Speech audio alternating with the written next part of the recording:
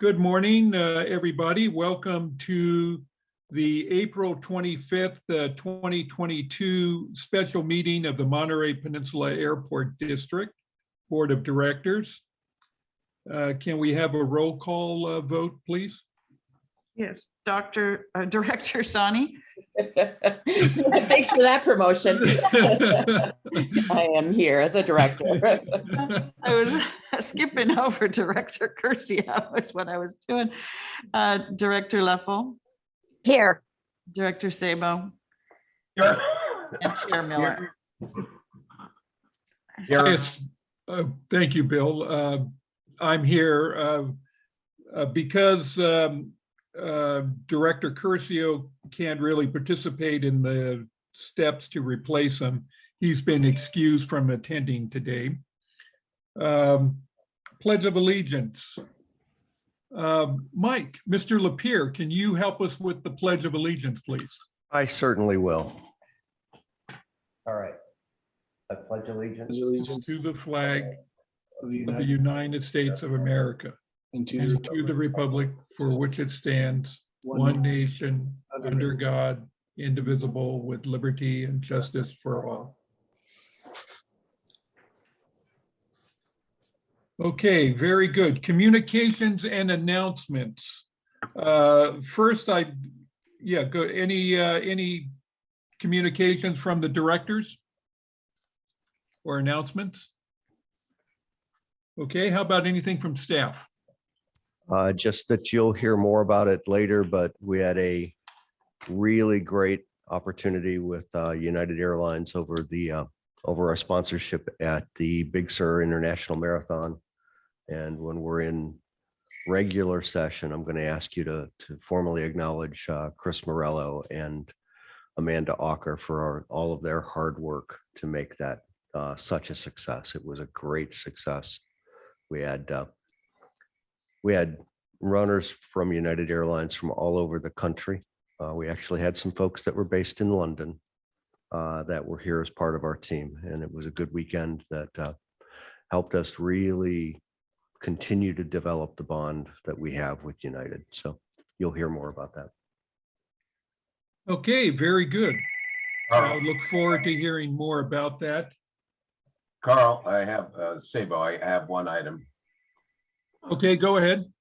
Just a reminder, I wish to attend that triennial event, disaster preparedness event, and somebody needs to send me some information when they get it from the fire department as to when it is and what time it is. Yeah, we have the date identified. Yeah, it's forthcoming, Bill. Nobody's forgotten. Good. Just a reminder. Thank you. Okay, very good. I don't see it here, but do we have any members of the public, Denise? No, we have no members of the public present. Okay, so I won't open it up to public comment. Let's move on to regular agenda item, procedure for filling the vacancy on the board of directors. And Mr. Lapierre, you're going to start us off on this one? Actually, I'm going to defer to Council Huber. He'll walk you through the process.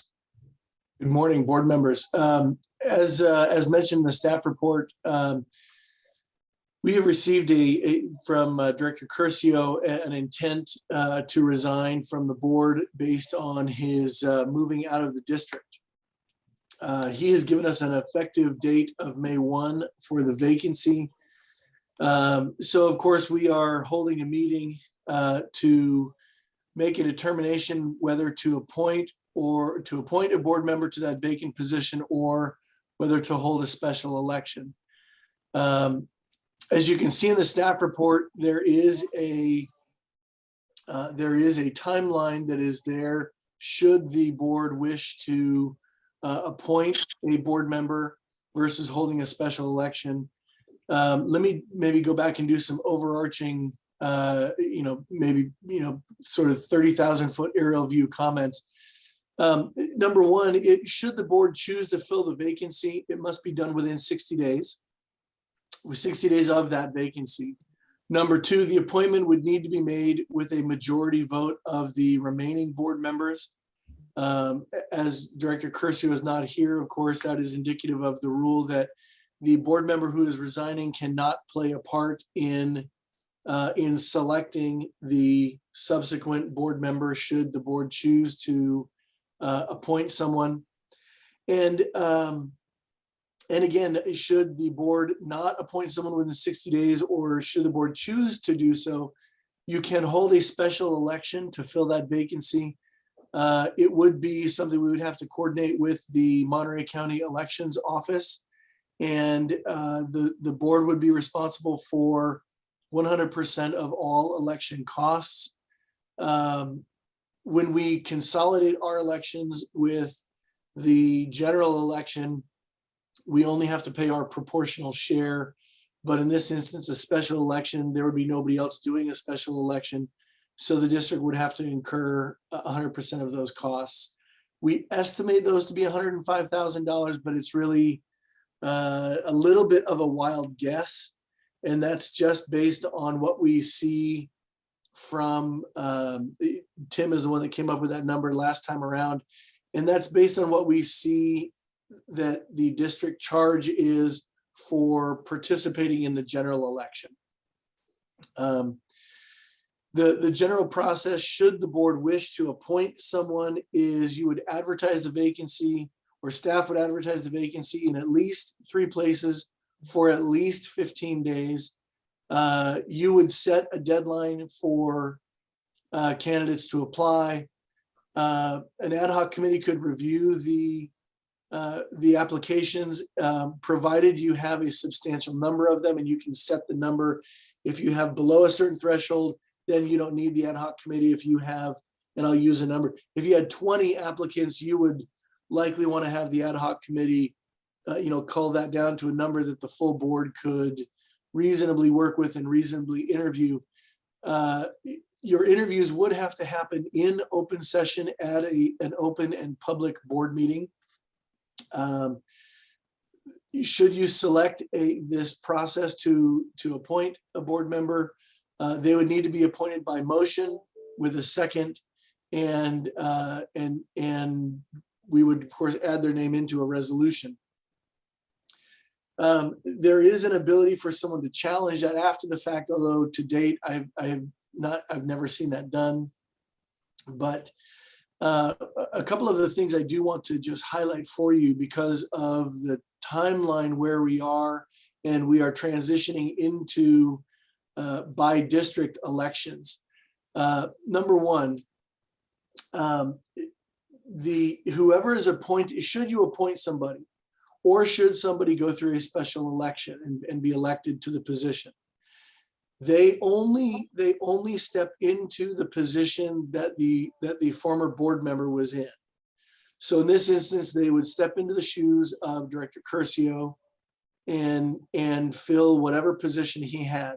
He had an at-large seat, and his seat is up for election, or his seat ends actually on November, with the upcoming election in November. So if someone were appointed, in theory, they could be appointed from anywhere within the district, the entire district, the entire airport district. If someone were to be appointed from a district that is from a board member election district that is not up for election in 2022, then they would be on the board until the election. And then once the new board members they would not be able to run again. And then they would come off of the board, and then the new trustees would be put in place. If the board member were to be appointed and they reside in one of the 2 election districts that are up for election in 2022, then they would be able to run for a new 4-year term in that trustee area or that board member area. And this is a convoluted, confusing, thing to get your head wrapped around. It's taken me, I've done this with a lot of different clients, and it's taken me some time to fully understand it. but I think I fully understand it now and how it works. So I'm happy to answer any questions you may have, or any thoughts, or or entertain any thoughts you may want to discuss. Would you just go over that last part again one more time? That it's an open district, and then go over that part again? Sure, it's an open district. So if someone were so anybody in the entire airport district could apply for a seat. If the board appoints someone that is in one of the trustee election areas that is not up for re-election, because they're an at-large candidate right now, they can be on the board through the end of November, and following the election, when the new board members are appointed. They would not be able to run for re-election, or I guess run for election, because they've never been elected before. But they would not be able to run because they live in an area that is not up for election in this term, in this cycle. Okay. Conversely, if you have someone from one of the trustee areas that is up for election in 2022, if that person lives in one of the boundaries that is up for election, they could run in the upcoming election. This, it may help. Director Sana, you made a great point. Let me pull up the map and just show you let me pull up the election map and show you what we're talking about, if that works, because it may be Please. it may be easier to look at it. Yes. Let's see here. Give me just a moment to pull up.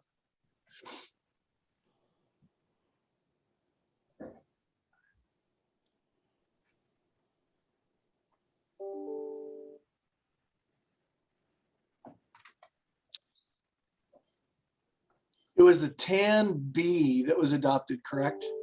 Yes. Okay.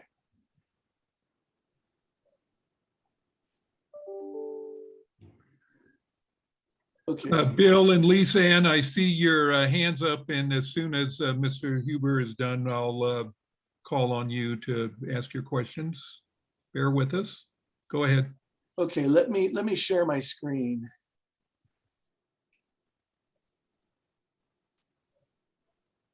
Can you all see that map? Yes. Okay. So the two areas that are up for election in 2022 are areas 5 and area 4. 4 and 5 on this map are up for election in 2022. So, and I'll use my hand here as the little pointer. Because Director Curcio was an at-large elected member, technically anyone from the entire airport district could apply. They would be eligible.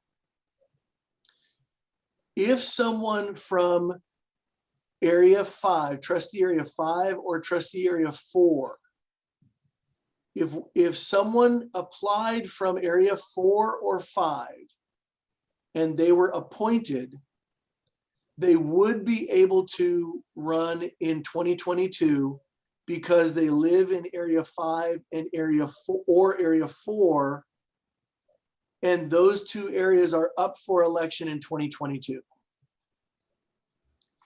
If the board appointed someone from area 1, 2, or 3, those areas are not up in 2022, they're up in 2024. So Director Curcio's term ends in 2022. If someone were appointed from area 1, 2, or 3, they would have to wait until 2024 to run again. So they would come off of the board at the end of 2022, following the election, and they would not be able to run again or run until 2024, when area 1, 2, and 3 is up for election. Yes, Does that help? yes, Yes. it does. Does the visual sort of help? Okay. Yes. Lisa, were you asking for this or were you asking for Scott's report that's attached to the Friday notification to be posted? The report would be great to see. Can And you bring that up, Scott? yeah, The and staff bullets report? with the critical dates or Absolutely. like that would be great. Scott, before you take that 10B down, I have a question on 10B. Yes. What causes, I used to be in 5, and I was not up for election until, what, 2 years from now, 3 years from now. But 2024. what's that? You're up for election in 2024. Okay, so what you said was area 5 now, if somebody is appointed from area 5, they're eligible, they're up for election in September, in November, in Correct. area 5. What caused it to go from where I was 2024 to this September, this November in area 5? Do you understand my question? I do. Two things triggered a change there. So this area, as you can see from this red dashed line where I've got my cursor on the east side. And by the way, I believe this, one of these dots is your residence, I believe. Yes. Okay. This red line was the boundary for District 5 previously. This blue shaded area that I'm highlighting here on the east side was in District 5. Yeah, we had quite a discussion about it. The board moved that area into District number 2. Okay. The election law is very clear. When boundary lines change, the person that was elected from that previous area doesn't lose their seat. They still are in the seat until the end of the term to which they were elected. So you don't lose anything because you're elected through 2024. You remain through 2024 regardless of the boundary line changes. This boundary line change, the board elected to have area number 2 come up for election in 2024, which coincides with the new boundary line and your residency. And so the short answer is, what caused that to happen? It was the board that caused it to happen. The board elected 2 things. One, to set the new boundary line here along this new dotted line. And number 2, the board elected to have this area number 2 come up for election in 2024. Okay. So that's what made that work. So that immediately then vacated District 5. Is that right? For it's unrepresented now. Is that correct? At the moment, technically it is unrepresented, yes. Okay. All right. Well, that is convoluted. Oof. All right. All right. That answers my question. Okay, I think I need, are you still seeing the map or are you seeing the We're seeing your report. Document. the The chart? document. Okay, good. Just Sometimes help. I have to stop sharing and then reshare again, but okay, so here is the chart and all these days that say TBD. Board members, we'll need you to chime in and tell us what days work for you here. We're at, again, we're at April 25 at the board meeting. The vacancy will occur as of May 1, but we'll need to advertise the vacancy in at least 3 locations for at least 15 days. And what I would suggest is one of those should be the newspaper. We should get that in the newspaper if we can. And then the other are, I would put it at locations like, and I'm just going to use as an example, Certainly the airport, wherever we post agendas, we can put it, we can put it at locations like, City Hall, for any city that's located within the district. We could put it, and that would, Carmel, Monterey, Seaside, Delray Oaks and Delray PG. Oaks. Yeah, so we can certainly put it at any of those locations, provided they agree to, they don't have to agree, but I can't imagine why they wouldn't. Provided they agree to post that for us. The board will need to establish a deadline for applications. And again, the advertisement I put in here, it says for 15 days. That's for at least 15 days. You can, again, the more time you have, the more you can advertise, and that usually works out nicely. You need to set a deadline for applications to occur. And then depending on, I would suggest you also set a baseline for a number of applications. If you receive, for example, 7 applications or less, or 10 applications or less, then you agree to interview them all. If you get 11 applications or more, then you can have this ad hoc committee to review them. In the history of the vacancies at this airport that I have been general counsel for, we've never had more than, I think, 3 or 4 applications at any one time. So that may not be an issue. You may not have to have an ad hoc committee, particularly from the fact that you've got, you've got the added wrinkle of we're moving to by district elections, and and some people don't want to be involved in that. So then we need to set a board meeting, and it needs to be before the 60-day deadline, when you can interview candidates, or and again, I'm assuming this, where you can interview candidates and appoint someone, or, and this is a big shift, if you don't want to do this, you can choose to go with a special election. Candidly, a special election is not, I think, not desirable for a lot of reasons, mostly because they're very expensive. The person would be in that position for a very short period of time. It doesn't seem that you'd get a lot of, the only term that comes to mind is bang for your buck. I think your return on investment would be fairly low, but that's just my opinion as your attorney, and I will do whatever you want us to do. Scott, I think you may have underestimated the cost, because we were paying $105,000 as our proportion for elections, countywide, district-wide elections. If we're paying the full boat, I mean, it could be, God knows what the amount could be.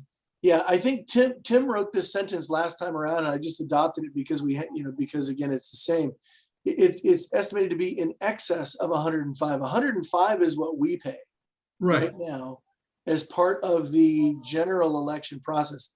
This is for district-wide. This is our proportional cost district-wide. And now I think the reason why we put that, the specific amount is unknown, is because you wouldn't have obviously the same number of ballot places as you would have for a general election. So there would be some reduction in cost there. There would be some, you'd have all of the publication costs, all of the mailing costs. We don't know how much it would cost, but I can tell you it would be north of 105,000, because that's what the airport pays as a proportional share in the last general election. Yes. Yeah, my feeling exactly. God knows what that number could be. We could probably get an estimation if we talk to the election board, if we want to consider a special election. I wouldn't recommend we can go with a special election until we know what those costs are going to be. Okay, anything else, Scott, before I open it up for questions? No, I'm happy to answer any questions. Lisa, is your hand down? Do you have any questions? I do have some questions. Thank you for sharing the document. I think that was really helpful just to follow. And, you know, we all take in information different ways other than just verbally. So I think seeing things visually is helpful. Is social media one of the possibilities for advertising? Absolutely. I'm sure it's something we can do, but I wasn't sure if it if the laws allowed it to be one of the 3 avenues at this point, or if we're still posting. I would actually suggest, so the 3 locations is actually 3 physical locations. Okay. I wouldn't have social media be one of those 3, but I would have it be number 4. I would absolutely suggest that we post it on social media. No question about it. Yeah, and I know our laws aren't up to, we're working on those types of things, I know overall. All right. I had also a question. I think I know the answer to this, and I believe I do, but no one out of our district can run, correct? It's just the 5 districts, just clarity for. No one outside of the jurisdictional boundaries of the Monterey Peninsula Airport District can apply. That's correct. Okay. And I will tell you, we have learned from litigation that one of my partners took on in another area, in another jurisdiction. Someone pulled papers to run while living outside of in this instance, it was a city. They were running for city council. They had a home under contract, hadn't yet purchased it, hadn't yet moved in. They, shortly after they pulled their papers, they turned the papers back in, and they moved into their home like a week after they returned their papers to the elections office. And the court ruled that that was not good residency for an election. They disqualified that candidate. So the day you pull papers to run, you have to be a resident of the district. Okay. So again, just for me to clarify, we can have anyone run at the district at large, all 5 of the districts right now, but only if they're in District 4 and 5 would they be able to continue to stay in the seat or run for re-election in 2022. That's correct. For the next 6 months. Okay. I got a couple comments, but those are my questions, Chair Miller. Thank you. Very good. Thank you. Director Sabo. Okay, I had a question on the advertising as well. You said something, Scott, about using social media in addition to the 3 locations up that you indicate on that little poop sheet there. You know, Yes. What 3 locations are you talking about when you say the social media ought to be in addition to that? What 3 locations are you talking about? So one of those are 3 physical locations, right? And that's why I also suggested advertising in the newspaper, just because that's contemplated under the law. The 3 locations must be 3 physical locations, right? And one would be the airport. Okay, I didn't hear that part of it, that the law requires 3 physical locations. Yes. Okay. I would suggest places like, City Hall for any city that's within the jurisdiction. I would also suggest libraries if they have a place where they've got advertisements for that. Even sending it over to the county office, the county office building would be a good option. Yes. Why? That's Well, not it. Well, but Because we have people in the county, Bill, that are eligible, like all of Pebble Beach and parts of Carmel Valley that are in our district that are not members of an individual city. Okay, I get it. All right. And then in terms of placement in the media, like newspapers, are there some rules about that, and how much does it cost for us to place something in the newspapers? I'm thinking about the Herald, the Weekly, the Carmel Pinecone, that sort of thing. How much does that cost? So how much it costs is dependent upon how large, how much, Okay. how large the advertisement is, how many, what do they call them? Printed inches or published inches. It's how they measure how much space it takes up in the newspaper, and they charge you accordingly.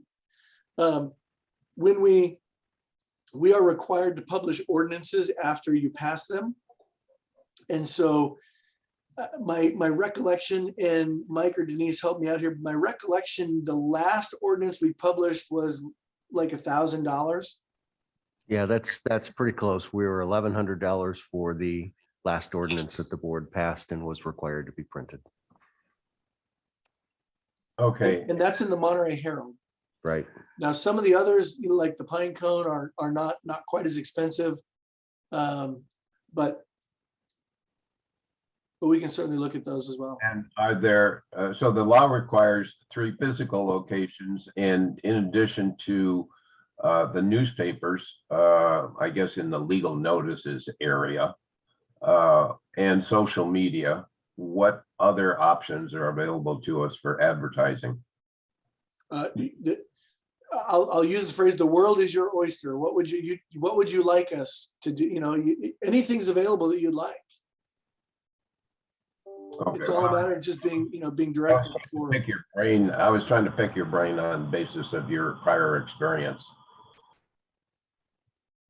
So I would, you know, social media is one that I think is fairly decent. It gets it out there. You know, I have, I don't know of anybody that has done anything unique, but those that I have seen are those that I've seen done are what I've mentioned: city hall, county buildings, libraries, newspaper, social media. If you have, for example, ability to share it in some of the, I'll use the term neighborhood groups that are on social media, where you have to be a member, you know, or live in that neighborhood, you know, those are good too. You know, in other individuals, if we make the advertisement from the airport shareable on social media, others can grab it and share it in those locations, and they don't have to be part of the airport to do that. Okay, all right, thank you. That answers my question. Okay. Thank you, Bill. Bill, do you mind putting your hand down so that way I know if you? I'll wanna- put my hand down. Okay, thank you. Lisa, excuse me, not Lisa, Mary Ann, do you have any questions? I do. So Scott, the 60 days that we start with, is that from the date that we received the notice or from the date of the vacancy? From the date of the vacancy. Okay. And are those calendar days or business days? Calendar days. Okay. And same thing with the advertising notice. Those are calendar days? Those are, those are calendar days, and that's a minimum. Yes. Okay. And any deadlines that we would set would be calendar days, not business days? That's correct. That is correct. Although I'm a fan for all of these days that you set. I'm a fan of putting a hard date in there instead of, you know, 20 calendar days from notice or 30 calendar days from notice. I like putting in the hard day, because then there's no confusion about what the deadline is. No, I totally agree, because Yeah. it's too confusing and can be misinterpreted. Sure. And then I also did not hear in your initial go through that it was 3 physical locations. I heard newspapers, airport, and then possibility of city hall, library. But you're saying 3 physical locations Yes. plus newspaper plus whatever else we come up with. Yes. Okay. Okay. Well, I mean, there's a zillion million ways we can all get it out because we all have a million contacts and in ways to do it. So it'll be out. It'll be out as soon as we finish this meeting, I'm sure. I think those are all of my questions. We also then have to appoint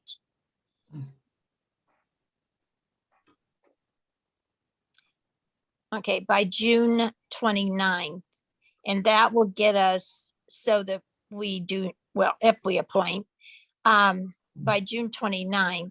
And all these other things have to be done prior to that. That's correct. So we can either start from May 1st and work forward, which we should, and also then work back from June 29th. So we make sure that we're not in conflict and that we've hit all the dates. That's correct. Okay.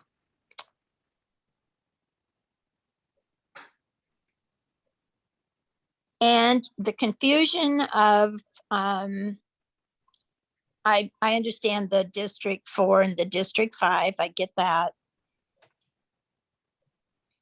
I think that's it. I think I'm good. Okay, thank you. So Scott, I have a couple questions on we have to advertise at large. We can't be restricted. I mean, it would work out best in my mind if we chose someone from District 5. But let's say we didn't choose someone from District 5. How do you see this all playing out moving forward? Let's say, I mean, if we chose someone from District 4, my district, there's a potential of me and that person running for the seat come November. That's correct. Let's say if we chose somebody from District 3, 1, or 2, then we would have an opening in District 5. If no one applied for that opening, where would we be in order to fill it? Could we fill District 5 if no one put their name in to run for a re-election, if we picked somebody who wasn't in District 5? If no one runs from District 5, if no one applies from District 5, then you would not be able to appoint someone from District 5. You have to, once you set the process, you do have to follow the process. Let me go back to the staff report. Can you all see the staff report with the table again? Are you seeing the map? We're seeing the map. Okay, let me change that again. This sometimes is a little bit wonky for me here. Hey, Scott, something happened that you got less loud. Try again. Does that work? Yeah. Yeah, that's better. Yep. Okay. Yeah, this is, I apologize to you. I'm in the process of transferring everything over to a new laptop because my old one is failing, and random things fail at random times. And anyway, can you now see the table with the dates on it? Okay. So so if you had someone who could, once you set this process here with the deadlines on this table, then you're required to follow it. And you would not be able to appoint someone outside of the process. If someone didn't apply from Area 5, you wouldn't, I don't want to say it would be illegal to do it. It would be highly unadvisable to appoint someone from District 5 if they didn't apply.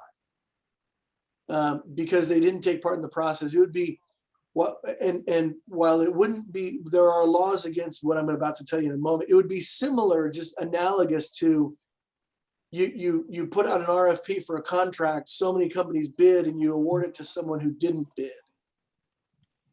Now, that one would clearly be illegal. This one isn't necessarily illegal, but it's just unadvisable. It's not wise to do that. If someone is interested, or if someone is willing to be appointed, then it would be wise to have them apply if you know about that. But to answer your question, Carl, if someone applied from areas 1, 2, and 3, and you appointed them, they would sit in that position through the end of Director Curcio's term, which is late 2022. And then they would, by definition, they would have to come off of the board because the term would end. They would not be able to run for election. And if no one ran, if no one said they wanted to run in District 5 for the November election, what happens then? Then you will be in a position where you can appoint somebody because no one will have applied for it. We will be shortly after the election period closes. I'll be bringing, in that instance, I would bring a similar staff report like this one to say, you have, an opening in trustee area number 5. No one applied. No one applied to run for it. And you now have an ability, you can appoint someone, or you can, again, run a special election. Okay, thank you. Bill, is your hand up again? I don't see his hand up. Okay, yeah, I do have a question. Could you go back over, I have 2 questions, actually. If nobody applies from District 5, did you say that after, and let's say everybody that applies from Carl's district? We have 4 people in District 3 or 4, wherever Carl is, but nobody applied. So we appoint somebody from Carl's area, but nobody from 5. Did you say then we have to then do another step to appoint somebody from District 5? No. No. So Carl's question was, what happens if they open it up for the November election? The candidate filing period opens, and then the candidate filing period closes for the November election. This is not related to the appointment process for the vacancy. This is related to the November election. His question was, what happens if no one throws their hat in the ring to run for election in November from District 5? Then what? That was the question I was answering. Yeah, I understood that question, but let's say that we had 3 people from Carl's district that did apply for appointment, but nobody from 5. Now what? Are we compelled to appoint somebody from Carl's district, and also then appoint somebody from District 5? And I'm sorry if I'm being a little dull here, but this is hard for me to wrap my head around. So the appointment that you're looking at right now is only for this process is only for the next 60 days. If you only get, and I'll use your example, if you only get individuals from District 4, which is Director Miller's district. Your question was, do you have to appoint somebody from District 4? The answer is no. But if you don't appoint somebody if only those individuals apply and you don't appoint one of them, then you trigger a special election automatically. You only have 60 days to appoint somebody. Okay, all right. So I don't want to make it sound like if you only have 3 people apply, are you required by law to appoint one of those 3? No. You could say we decline to appoint any of them and we would select a special election but as an operation of law, because within the 60 days you didn't appoint somebody. Not preferable, again, but it would be preferable to appoint one of those individuals that did apply. Okay, and just bear with me for a moment here. If in fact we did appoint somebody from District 4, I guess it was Carl's district, then that still remains where District 5 is still open and empty. What is that step next? What's the next step for District 5? The next step is in late July, the elections department will open up the candidate filing period to be on the ballot in November. And someone from District 5 could apply to run for election and be on the ballot in November.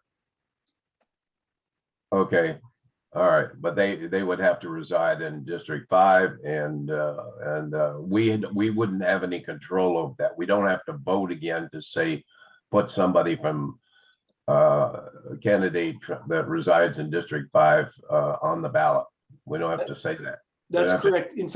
In fact, you already did vote to say District 5 is going to be on the ballot in 2022. You've already done that. Okay, and then my other question was, what is going to be the source of for determining who for potential candidates here? Who lives in the district or out of the district? Sometimes it gets to be kind of hair splitting out in the Carmel Valley area, and up around Highway 68, are you in, are you out, and I presume that applies in also some of the other districts where you're right on the borderline. What is going to be the official source for determining where somebody can determine, or we determine whether they're in or out of the district? Election board. Yeah, it is actually, it's not just the election board, but the election board is one of them. So and I'm really getting into the weeds here, but your question asks that. The election code determines what residency is. It defines residency.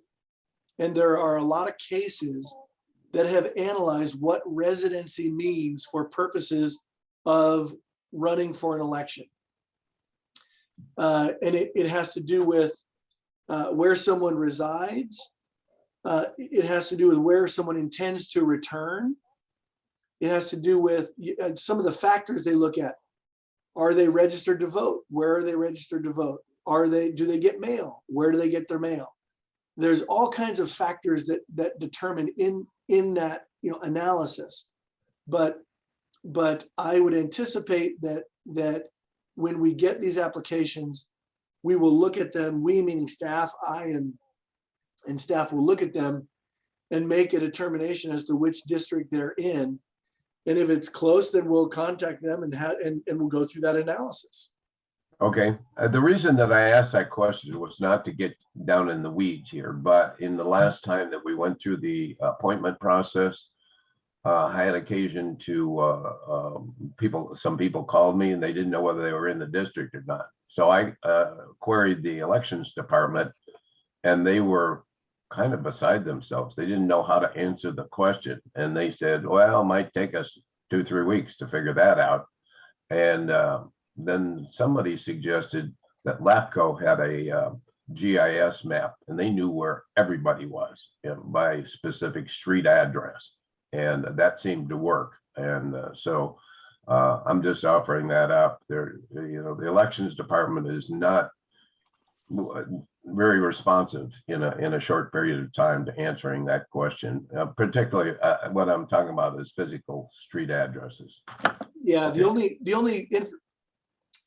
only information I would need from them is, where is that person registered to vote? At what address do they utilize for voting purposes? The rest of the analysis has been established by the court. Well, I understand that, but at least when we did it the last time, they were not prepared. They didn't have a GIS map or anything like that. So they couldn't quickly determine regarding the airport district. They knew which city they were in, but they weren't sure about the airport district, and they couldn't answer that question. That was my personal experience. So that's why I asked the question. I'm done. Okay, thank you. Director Leffel, you have your hand up again? I do. Scott, when were our new maps turned into the elections department and to LAFCO? Do you have the date? I do. If you give me a moment, I will tell you exactly when they were turned over.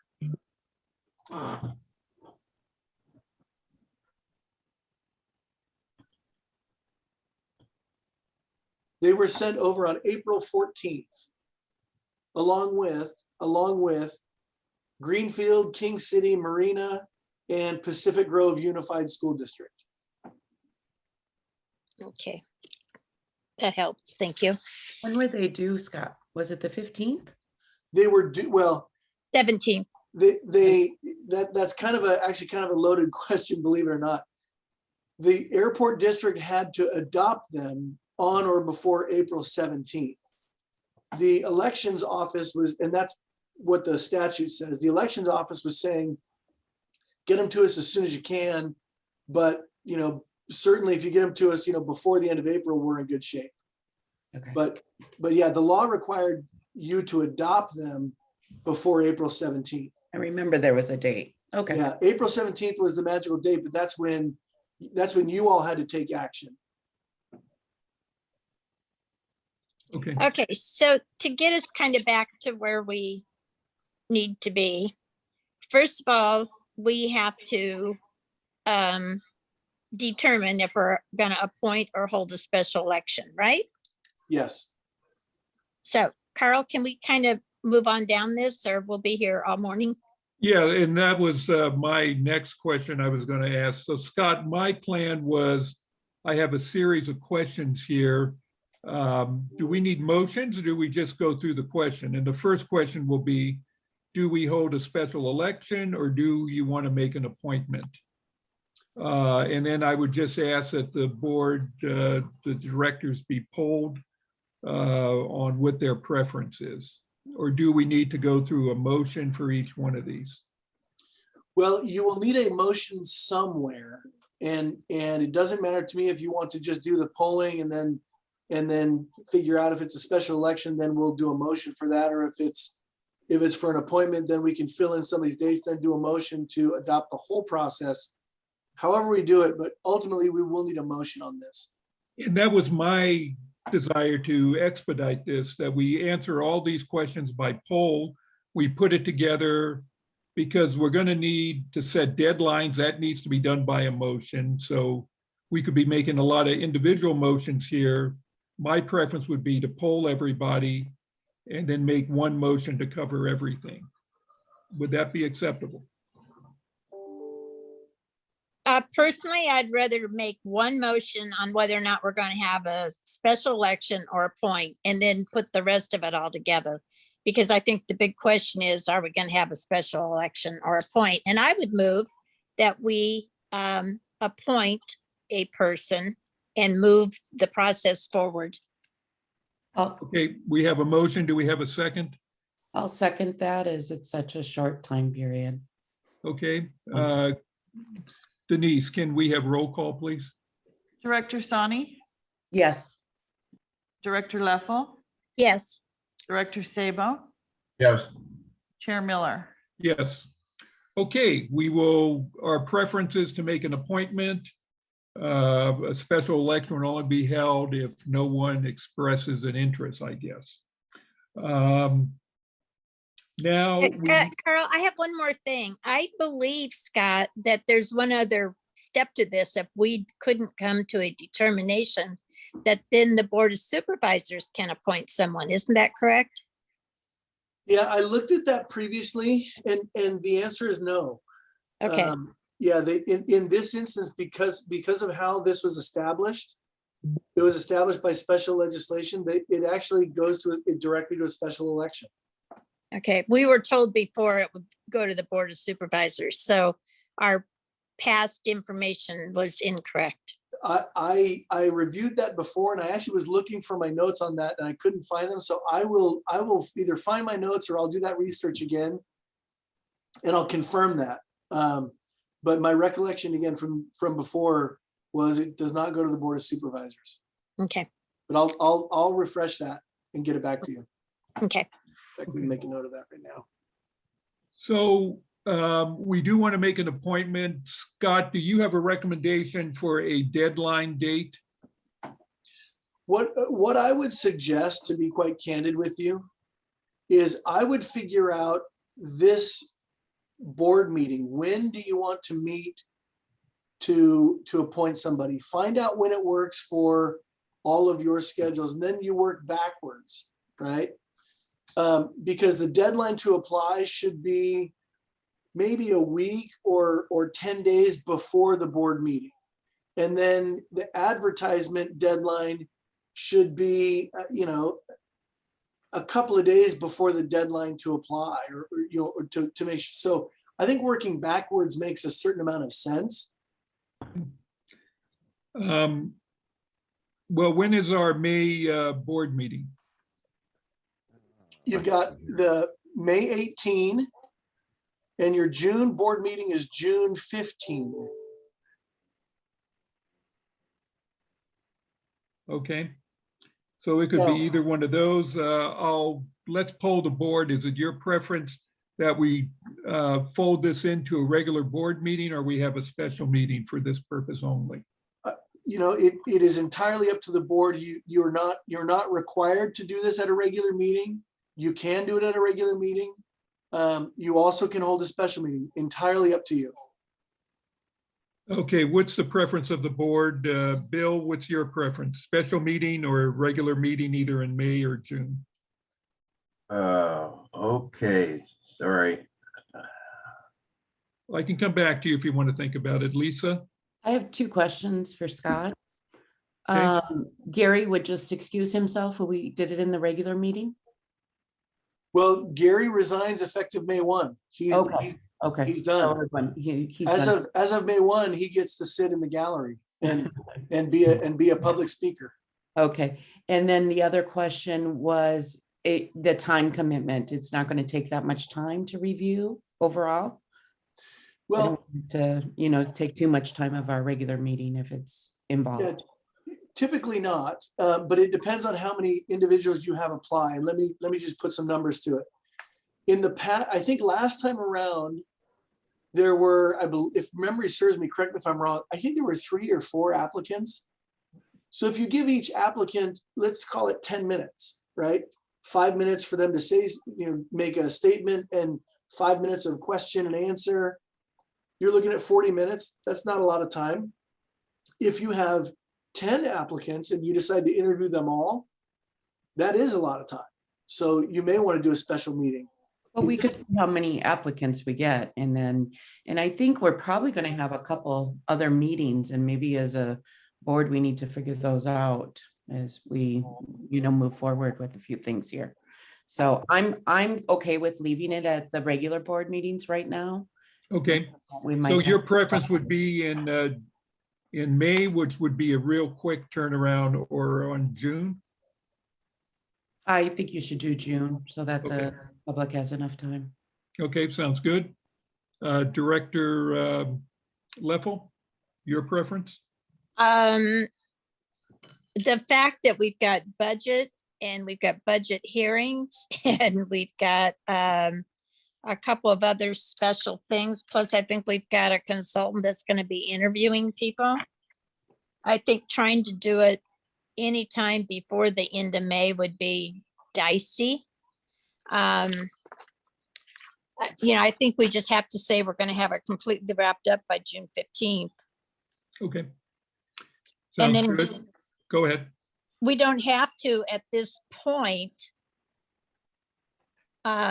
Scott, do we have to put a date of what day we're going to review the applications? We give a deadline, but we don't have to say, do we?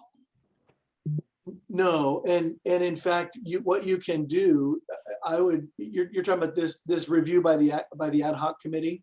Or by the full board. I'm just saying we could set our candidate deadline and see how many we get and determine then if we've got one, then it's kind of clear cut. Either we accept them or not, or if we've got 14, which happened one time. And then I think the board reduced it to 3 for interviews. So. Yeah, I think you can absolutely leave the part of highlighted in yellow. I think you can leave that just as is and make a determination. What you would want to do, if I could be so bold, is to say the difference or the variance between the board meeting and the deadline to apply. You just want to have enough time in there to be able to make that determination should you want to. So you may want to have, for example, 2 weeks between the deadline and the board meeting. That way, if you get, as you mentioned, 14, someone could send an email and say, let's have a special meeting so we can talk about how do we reduce this number down. Sounds good.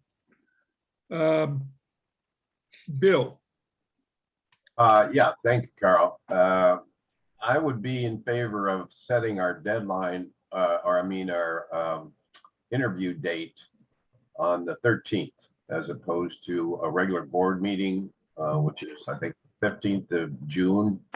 As Director Leffel indicated, we've got a lot on our agenda there regarding the budget and other matters that will probably appear at that regular board meeting on the 15th. So my suggestion would be do the actual interviews on the 13th. I was going to suggest that we move the deadline for submission of applications to 1 week prior to that. I think we can have a determination ahead of time, or you can make a determination that if we get more than 3 applicants, that they're identified who the ad hoc committee will be to narrow it down. I would like to see as much time available to the public to submit their applications rather than shorten it by too much. So my suggestion is the 13th for interviews, 1 week prior for the cutoff of acceptance of applications. okay. My preference is, if at all possible, with just a few applicants, that we do it on the June 15th meeting. But if we do have, let's say 10 or more applicants, and we decide we want to interview all of those, that we have to set a special meeting for it. In the past, we've always done this at a regular board meeting.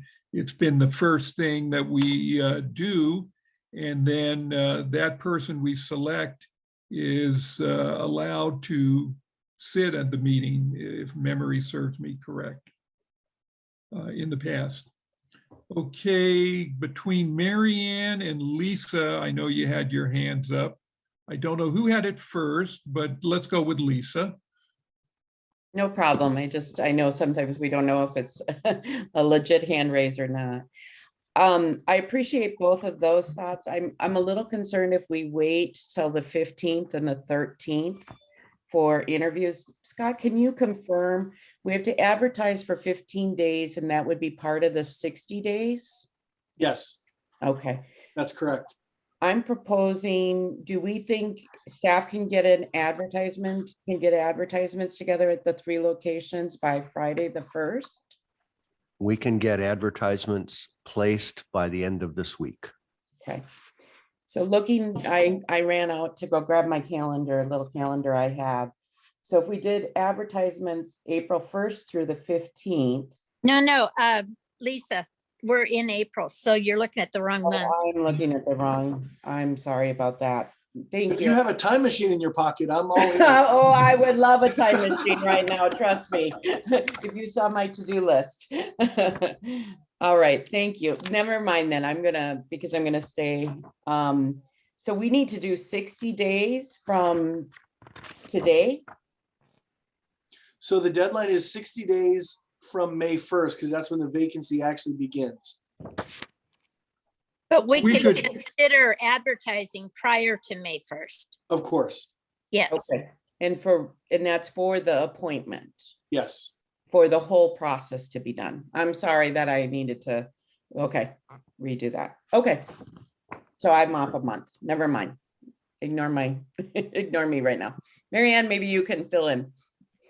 But Okay. Mary Ann, before you go, I did want to ask a question of Mr. Lapierre that maybe something you can talk about also, but Sure. we've got a lot of challenges ahead of us, budget, strategic meetings, planning. you described it at our last meeting as a Yeah. floodgate because we've been holding these things back because of the lawsuit, but now that Right. that's behind us, what's your thought about moving forward with some of these other special meetings that we've already planned?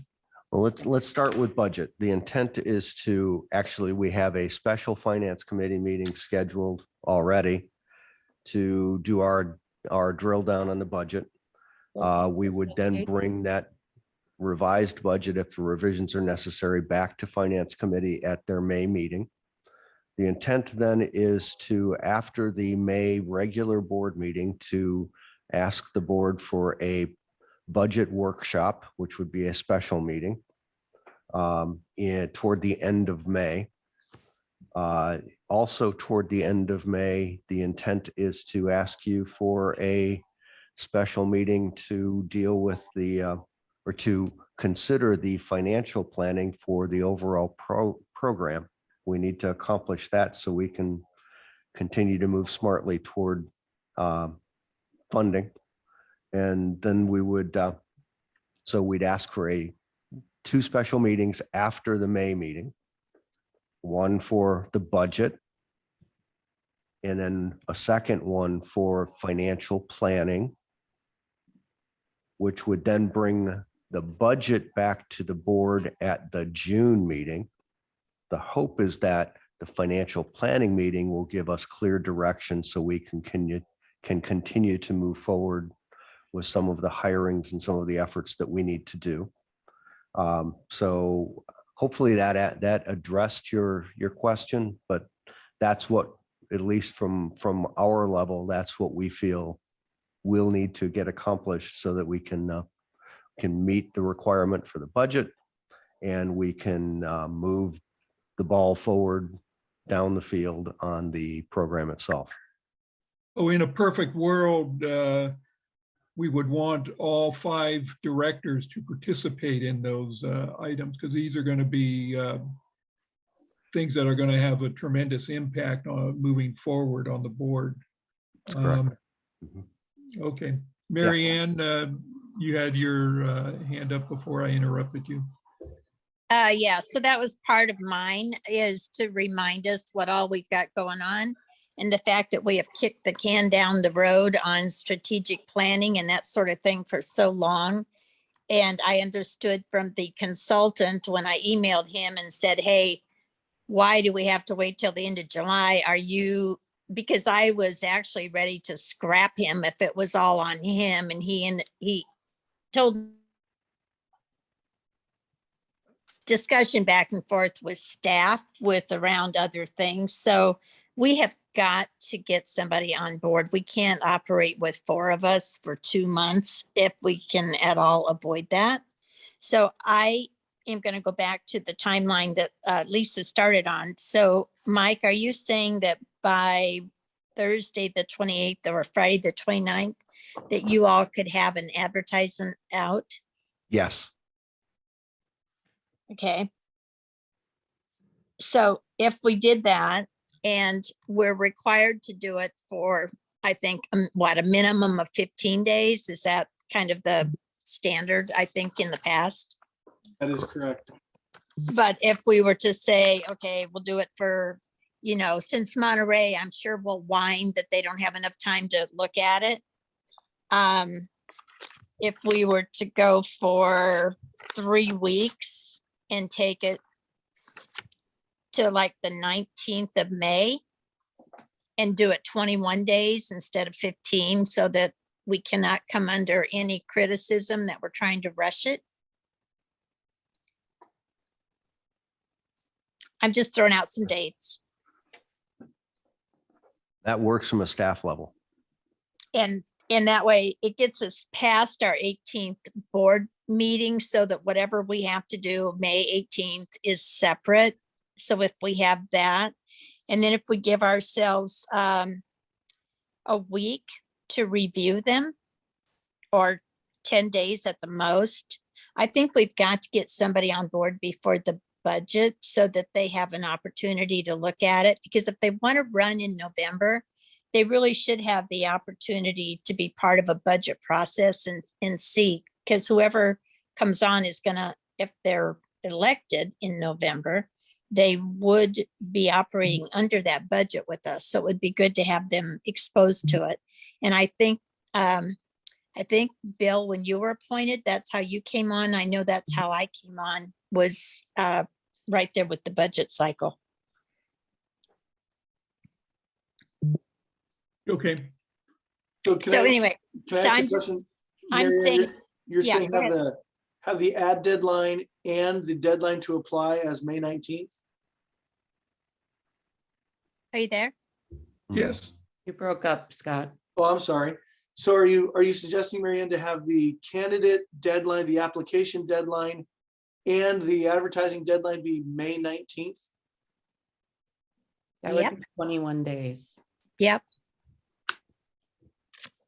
Yeah, okay. And Okay. just for the reasons I'm saying, to be fair, to give people plenty of time so that no one is accusing us of any, subterfuge. And that way it gets us, the 18th is going to be a pretty busy board meeting, also with some special finance committee meetings and other things. So if we set it at the 19th, and then on the 19th, if we set it at, we can set it at any time on the 19th we want, or we could set it at 5 o'clock on the 18th so that we know then what we've got, or 3 o'clock on the 18th. Presumably we'll still be in the board meeting, and we could actually then discuss at the end of our board meeting how we want to go forward. That might be the best way, is to set it at like 2 o'clock on the 18th, so that we've got a deadline and we can put that as the last item on our board meeting, and then take a look and see how many candidates we have and decide if we need to have a full committee or just a full board meeting for selection. Yeah, I like that plan to do it on the 18th and fold it into that decision when we know the scope of the applicants that we have, and then we vote on it on the 18th at the end of our board meeting. I see Lisa, your hand was up, but now it's down. Bill, your hand is up. Yeah, my hand is up. I'm kind of responding to Director Leffels' comments here. My strong feeling is that we should allow as much time as is possible for applications to be submitted, and rather than shortening the time up. We have 60 days here to make an appointment, and now we've gotten the receipt for applications by her suggestion down to 19 days. I don't think that's good public policy for something as important as placing a board member. As far as, and while I respect Director Leffels' comments, I don't think somebody that just comes on the board is going to be doing anything other than drinking out of a fire hose regarding the budget. And so I had suggested previously that we move the date for our interviews to 2 days before the board meeting. Nobody even commented on that, and we have the option now to move it to the interviews to after the board meeting, and applications for 2 weeks prior to that. So if the board meeting is on the 15th, then we could do our interviews on the 17th. I don't think that person needs to be a party to the discussions of the budget. And I think primarily my motivation is to make sure that everybody that has an interest in that is being made aware of this, and that there is time for them to consider the idea of applying for this, to ask questions and all that sort of thing. So longer is better to me than shorter. I don't think we're under any time crunch other than the ones that Scott has identified for. So I'm in favor of extending the deadline for submission of applications out till the end of May, or the first week in, or I'm sorry, June, the end of May and the first week in June. I think it's important that we give the population a chance to respond to this rather than shorten it just for our own benefit. And I feel strongly about that. That's my comment. Okay, thank you. So Lisa, I see your hand up now. There's something you wanted to say, I guess, in response to some of the things Director Sabo said, or what? Sorry, I don't know why my hand was up. I don't. Okay. I think maybe I'm going back and forth. Sorry about that. I've unfortunately got another phone. I've got a meeting that I've got to attend at 10:30. It's a hard stop for me. I'm going to be commuting to it, but I'll be on the phone on this. The one thing I'd also like for us to do is to find another time that we are meeting. I heard from Executive Director LaPierre that we've got financial planning and budget workshop. It almost seems like we need a board retreat. And I know that we've got things going on and we've had lots of conversations about when we were going to do this. Whatever we want to term such a thing, and I do understand wanting to potentially have the other person participate, but I think it's also possible that we need a couple meetings at different times. So just something, and unfortunately our consultants haven't been on board yet to provide that kind of feedback and guidance overall too. To Director Sabo, I'd just like to understand what we think another 10 days will do if we do a good job of advertising and reaching out to people and letting people know about it, including posting things at several places. I'd like to understand what an additional 10 days would do. Thank you, because to me, then are we waiting even longer, or we're just talking another 10 days? Thank you. Okay. Carl, do you respond to that question, or do you want me to wait? No, go ahead, respond.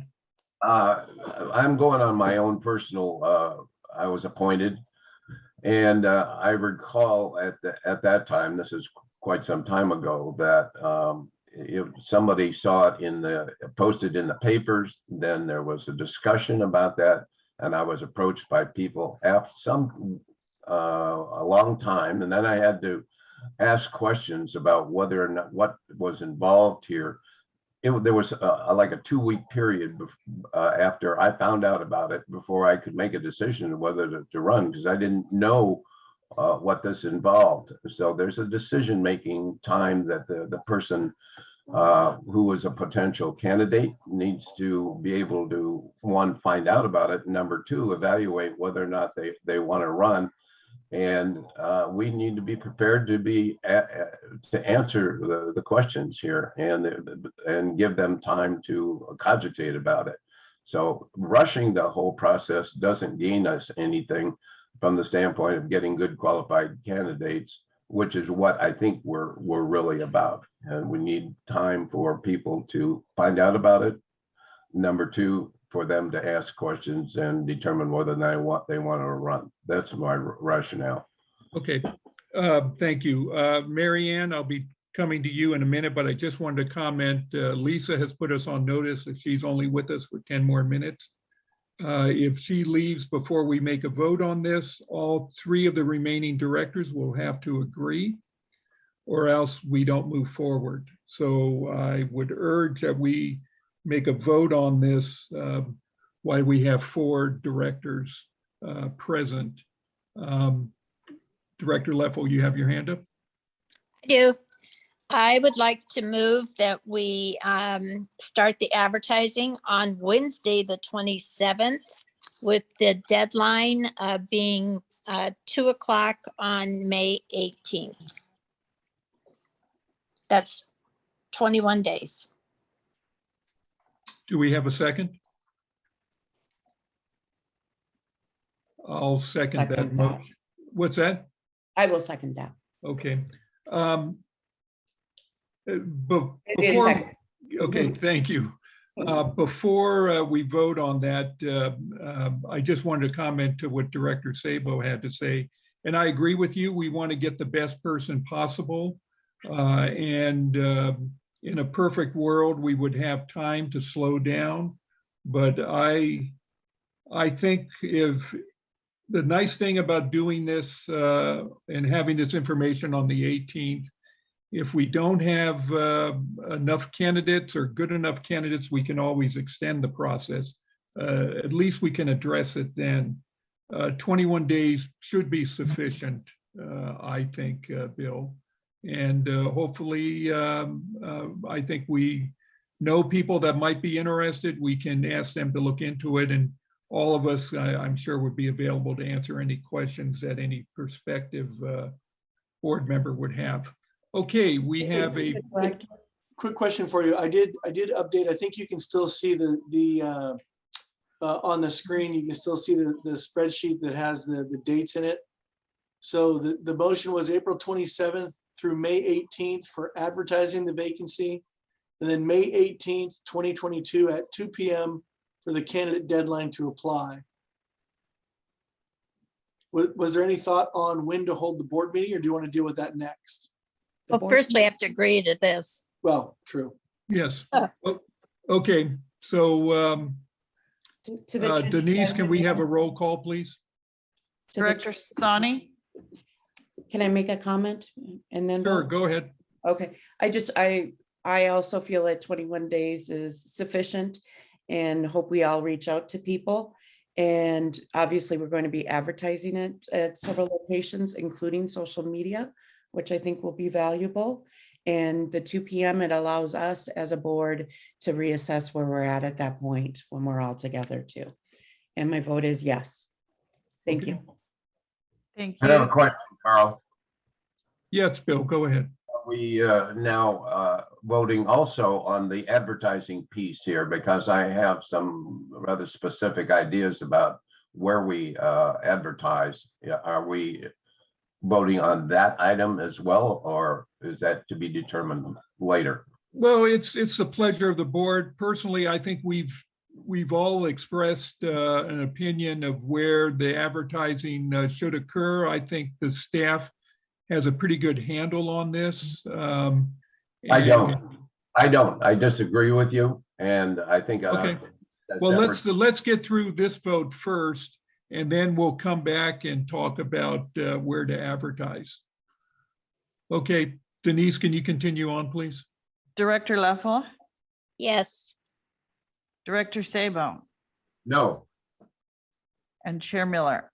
Yes.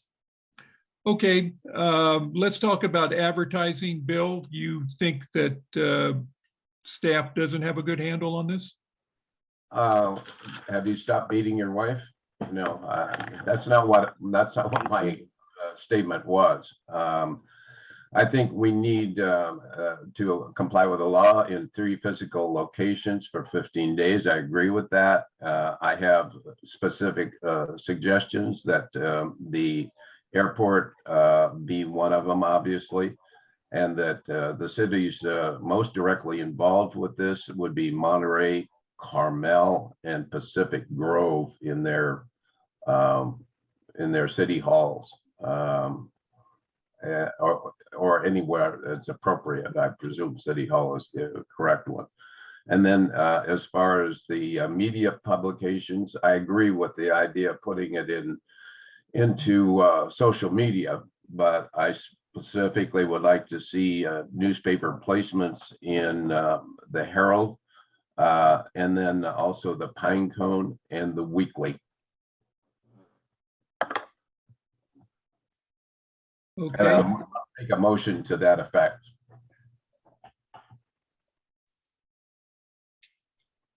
okay. We have a motion. Do we have a second? Okay, I don't hear a second. I would like to make a substitute motion. Okay, go ahead.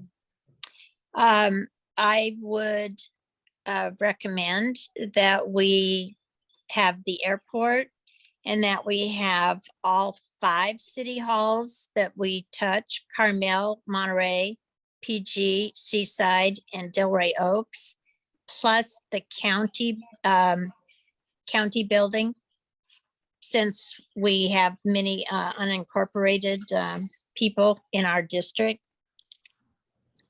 And then as far as advertising, I would recommend the Herald as the largest circulation. And it's more I think most people who are going to find this are going to find it on social media. I believe we have to do social media. Okay, that's a motion. Do we have a second on that? Well, Okay, so what, you're looking for a motion on the substitute motion, is that correct? well, yes, your motion died for lack of a second, Bill. And the main reason why I was against it was because you limited the cities. Also, Marianne, you are limiting the cities. We need to include Sand City, I believe, also in that. Oh, I would accept that correction. And I agree, we have a large number of people who don't reside, they reside in unincorporated area. So if we're going to include the cities, we have to include the counties and social media. I guess then this is the same thing that Director Sabo's asking for. The only difference is we're not advertising in the weekly or the Pine Cone. And the reason why I wouldn't insist on that is probably because we haven't done it in the past, or have we, Executive Director Lapierre? We have not done that in the past. We have simply used the Herald. It is the largest circulation, and I think by law you have to publish in a paper of circulation with no definition Okay. as to its circulation. So to answer your question, Bill, yeah, this is another motion that's been made. If I might just make one, and maybe I'll maybe clarification. If we go to any of those cities, or to the county, I just want to make sure that if they refuse to put it up, that doesn't somehow, nullify what we're doing. I would amend my motion to add Sand City and say that if a city declines, that we have done our best. Yeah, I can't imagine them declining, but that's my thought. And I got to get this vote taken within the next minute.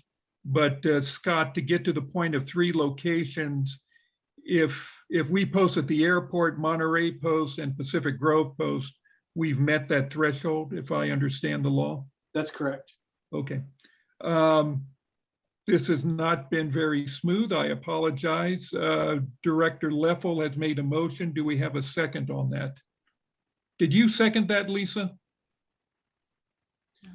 He has her hand raised. Yeah, she made a second in the comments section. Yes. Yeah, she's saying yes. She may be on a telephone hookup now or something.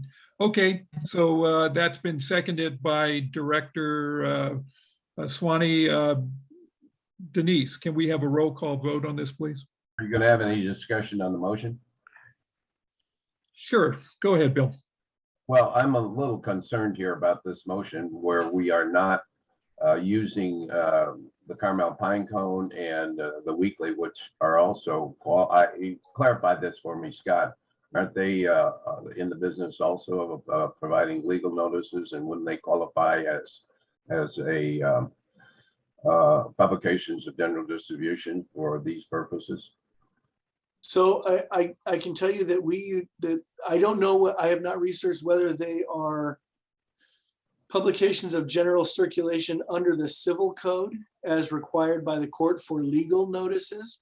They are. They are? Okay.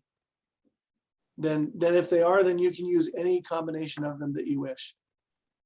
Okay, and my concern here is to getting the widest possible distribution of this thing, and people do read the Pine Cone, they do read the weekly, and I would like to amend the motion to include the Pine Cone and the Monterey Weekly in the consideration for announcements or placements of the advertising of a vacancy. Okay, I will accept that amendment because I believe that for a couple of $1,000, it will keep peace in the troops. so to be clear, the motion is, repeat the motion with the I- amendments.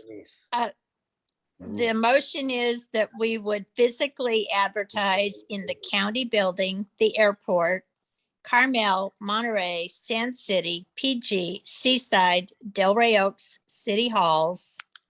We would also advertise in the legal notices of the Herald, the Pine Cone, and the Weekly, And social media? and social media. What is that social media? Do we know what we're going to be doing? Is it Twitter or? That Really? means it will be on Facebook, it'll be on our webpage, and we can all share it wildly in any group that we want through social media. Okay, And we have lost Director Swanee as. She's I'm now still back. here, Carl. I'm still here, okay. Chair. Yeah, I was going to say but you got your audio back. So I so got you upgraded. Yep. You are fine with the amended motion to stay Yes, on as a Both second? amendments. I am fine with them. Yes. Okay, so we have a first and second. Denise, can we have a roll call vote on this? Yes. Director Sani, Yes. Director Leffel, Yes, Director Sabo, yes. Chair Miller. Yes. Thank you. Okay, I believe that is everything. For these other items, we will make a determination at our May 18th meeting on what our next steps will be. And Mr. Lapierre and Mr. Huber, if you could carve out a part in our agenda for discussion on that, that would be appreciated. To the chair, Chair Miller. Yes, go ahead. And then Bill, I see your hand up. I'll come back to you. Go ahead, Lisa. I'm going to drop off in a couple minutes. I do have a request, and I'm not sure if it's a motion, or I would like staff to review the current board compensation. And what's included with that is we look at having new board members come on. And also our board governance manual needs to be updated to reflect districts. And I believe that's being worked on. Scott, could you advise, is that just a request for future board meetings? And ultimately it'd be great if it could be done in May, or do I need to make a motion or help No, me? that's just a with it? request. We are updating the governance manual. As to the other, that's just a request for a future agenda item. Yeah, it doesn't have to be. a Okay. motion. And I'd like to know how it would impact the budget that we are now in proposal with. So to have some review of that and what the impact to the budget would be. I know we had discussed it last year with the budget, and we weren't able to get it in time for the budget, but I'd like to have that analyzed this year. When you Thank say you. when you say compensation, what are you talking about? Just what exactly is a board member getting for compensation for the time that they spend in meetings? I know that we cannot do more with our stipends. What else? And in order to attract good candidates, it's something that I'm really looking at. And I'd like the staff to just kind of look at maybe what other cities do or other districts in regards to that. And so we could have a little analysis around where things would be. Okay, And Mike and I have had a couple discussions, and I'm happy to talk to him, at some point too. okay. Or you, Maybe that is something that can go to one of the committees to work on before coming to us. Sounds good. Okay. Director Sabo, you have your hand up. Yeah, I do. I would request of Scott, if you're the person who's going to be doing this, what the wording of the announcement and of the vacancy is going to be and the instructions as to what they're supposed to do. Are you going to create that, or are we leaving that up to staff? We're going to take this, we're going to take what we used in the past and update it. And so the short answer is we're all going to be working on it. Would you, as our council, circulate that to us before it goes final? Sure. Okay.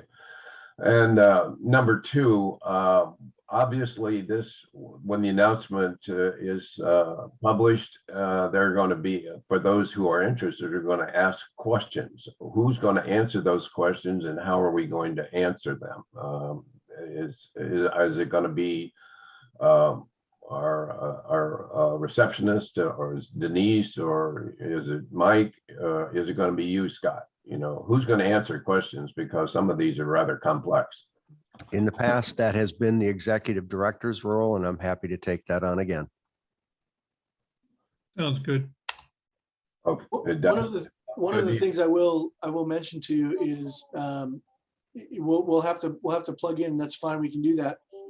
In previous iterations of this, we had plugged in the date that the interviews would happen so that any applicant could reserve that day. We'll just have to put, to be determined in there, but we'll get this over to you. Well, I would request that if it's possible, that we create a frequently asked questions sheet, so that this we have consistency in the answers we give to people. This is not an easy task for us to even understand, let alone outsiders. So if you could create a frequently asked questions thing, so that, and we might even be able to provide that to potential applicants. That's just a comment. Okay. Scott, in the past, or Mike, we actually had an application that they would turn in, and then we also recommended that they turn in a resume, or we had them do a writing assignment. Refresh my memory if you know. The application, as I recall, Carl, and we'll go back and dig that up, was a simple questionnaire about why you would want to be on the board, what your experience would be as it relates to the board, questions of that nature. And that I believe sufficed as the application itself. Yeah, it had all the things, name, Right. where you're Yes. registered to vote, where you reside, and then Right. it also had some questions, as I recall, that actually were pretty helpful. They were insightful questions. So, Board members, I'm sharing with you now the previous application actually that we used. It had, Could you distribute that, or Mike, could you distribute that? Anything that we're going to use as part of this process, could you distribute that to all the board members so we can see it, and if necessary, we can comment on it? And I'm coming from a place where, when I was an applicant, it was the most disorganized thing I have ever seen in my life. I got 14 different answers from 14 different people. And so I'm rather sensitive to that. I think we've probably improved the process since other people have come on the board, Mary Ann and Lisa. But I would still like, as a board member, to see what kind of explanations we're giving to potential applicants. I don't want to scare them away. yeah, okay. Okay. I think, is there any other comments before we close this meeting off? I just have one comment, Mike. I think that has to be to the different publications by this afternoon in order to make the Wednesday deadline. We're going to do our very best. Yep. Okay, I just was Yeah, like, I think you're right. I think if you wait till tomorrow, it's too late. Right. Yeah, we can reserve the space, and we'll make it happen. Okay. Okay, very good. Anything else? If not, I'll entertain a motion to adjourn. We lost Lisa, I believe. I do have a quick question. Okay. Would the, related to the applications, this was an issue that came up last time around. Last time it was hard copies only that had to be delivered to the airport.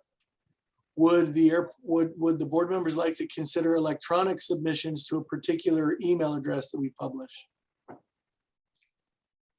I don't have a problem with that. We've got two other board members here. It's Bill, Mary Ann, what's your feeling? I actually believe hard copy, and the reason is I just went through this with something else that someone said they sent an email, but it wasn't received until right after the deadline. And also because we're putting a 2:00 hard stop on it and we'll be in a board meeting. I really believe it probably has to be hard copy. Okay. It's not like our district is so widespread for if they can't drive to the airport to get it in, or mail it in 21 days, we got a problem to start with. Yeah. So that was going to be my question. Does mailing it in would qualify, right, Scott? We would just date stamp and time when that was received, correct? Mailing it in would qualify, but again, postmark does not count. It has to be received by the airport. Correct. And that's all made clear in the application process, right? It will be. Okay. Are And then we saying you cannot, an applicant cannot apply via email as well, in addition to the hard copy? Well, that is the recommendation of Director Leffel for a very good reason, and that is, if it's received after because of no fault of the airport or the person applying, just a breakdown in the internet. Well, I guess, and I know you want to end the meeting, and I want to end this meeting too, but we've now shortened the process period for response, given that whoever responds has to do this only by hard copy mail or deliver it. If they use the mail, they've got a 5 days. We've shortened their response period by another 5 days on the whole thing. Yes. If they can do either or. I don't think we have failures of email, and I thought you were talking, Scott, about having a special email address for this, possibly. Right? Well, that was, my question was, do the board members want that? Well, I would like it, but I'd like to see the ability of these folks to be able to respond by email. I don't know why we're working so hard to shorten the time and make it as difficult as possible for people to respond. I'm wanting to be as open as possible, so I would suggest that we allow for email as well as hard copy. Is there any reason to not allow emails? Well, Director Leffel gave a pretty good reason, I thought, why we wouldn't want to consider it, just because it opens up a possible claim that someone had sent it, but there was a breakdown on the internet. We've said that ourselves, that sometimes we haven't received. Well, we could also say that it got lost in the mail, and my idea here as a board member is to make it, get as many as many people who have an interest in this, get their applications for consideration. If it gets lost in the email, it can get lost in the regular mails, so I guess we have to mandate that you must deliver it in person, to avoid any possibility that it could get lost. I don't agree with that. Okay. Scott, you've done this before for other jurisdictions. What's your history and preference on this? Well, I'll tell you, there is no perfect way to do it. There are, in some instances, I have had, what I really recommend is whichever way you go, that we be very clear in advance that it must be received by the deadline, not sent by the deadline. And if, for example, I know Director Leffel's point is well taken, that if someone hits send at 1:59 p.m. on the deadline, it may not be received by our email server prior to the 2 p.m. deadline. And so, you know, and then you get into an argument about, well, but I sent it beforehand. So regardless of what you choose to do, we need to be very clear that it must be received by the airport, you know, before the deadline, not sent. I'm okay with receiving it, that what you just said. It's just a matter of how they get delivered. Mike, what's your preference on this? You know, I'm gonna be a little agnostic here. I think it's a board decision. We will be diligent in monitoring emails to ensure that we open them and receive them appropriately. If that's the pleasure of the board, my preference, personal preference would be that they be delivered to the airport so we know that they are date and time stamped rather than rely on email system, but we'll take the direction of the board. Okay. Mary Ann, any closing comment before I ask how we all feel? No, I mean, I had my say. I just believe that the internet can have problems. It could even be that somebody's trying for 10 minutes to get it in and their server goes down and then they don't make it. And then we've got, well, they had a problem on their end. So Yeah. I believe that physically in the office, a hard paper copy, whether it's by mail, FedEx, receipt requested, I don't care how it gets there, but I Right. think 2:00. And I also am going to say, Mike, that you're not always the best at opening and reading your emails. So possibly this should go to Denise, who could be, since she is our confidential secretary, that she takes them and receives them and keeps a log as they're received so that they're in one place and we know that we've got them. Yeah. You know, Bill, I hear everything you say, and it's not that I disagree with it. I just think with email, it opens up. I mean, I have people send me something, and for some reason, their email address always triggers that going into the spam folder, which, Yeah. You know, and it could be no rhyme or reason why one person goes directly to me and the other one goes to a spam folder. Well, if I could respond to you, Carl, here's my bottom line. We have a lot of people in this special district that are voters, and they travel a lot. They can be out of the country. They can do a lot. They can communicate via email. They can't always drive to the airport. The idea that, well, we got a small area here, they can drive to the airport. Maybe they're not in town. Maybe they're a registered voter in this area, but they actually have a second home up in the Bay Area. You know, what I'm trying to do is make sure that we get the greatest, widest dispersion of applicants possible. And I don't know why we're working so hard to avoid any kind of potential conflict or a lawsuit or something here. We rely on email for every other damn thing we do, but we won't allow them to make an application by email. I just can't understand that concept if we're open and transparent and we want candidates on the whole thing. So why limit it to you have to come to the airport and deliver it yourself or rely on the mail? And the mail, or have a friend deliver it for you. Yeah, or have a friend deliver it to you. You know, Yeah. why are we making it so restrictive?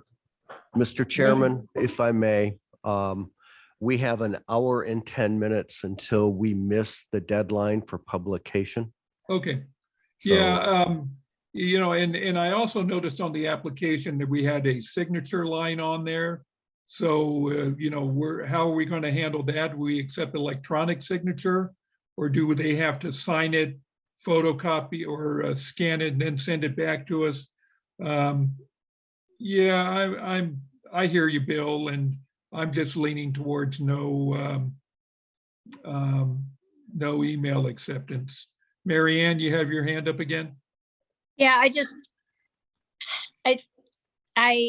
I know Bill's not, I know he's trying to open it up to as many people as possible, and so am Which I. I'm not against. Yeah, I don't think any of us are against it. And so I just want to be clear that we are all for the same thing. This isn't Bill for the masses and you and me for the few people that could possibly have gas to drive to the airport. So I think it's important. There are so many ways you can deliver a piece of paper, to include having a friend take it, or to, I mean, we've got all kinds of delivery methods. So I do not think we are limiting how people can get to the airport.